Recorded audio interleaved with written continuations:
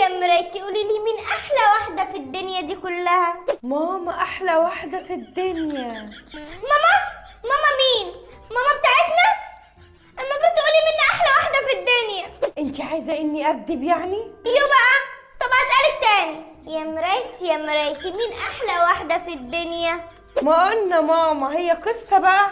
وبعدين بقى في المرايه دي بتعملي ايه يا منى؟ ما بعملش حاجه يا ماما، ببص في المرايه. مش قلنا ان ده غلط وما ينفعش نبص كتير في المراية؟ ليه يا ماما؟ ايوه، المفروض لما نشوف نفسنا حلوين مش نتباهى ونبص في المراية. بس هقولك، ربنا قال واما بنعمه ربك فحدث. يلا قولي ورايا: الحمد لله الذي فضلنا على كثير من عباده. الحمد لله الذي فضلنا على كثير من عباده. شطورة يا منى، شطورة شطورة شطورة.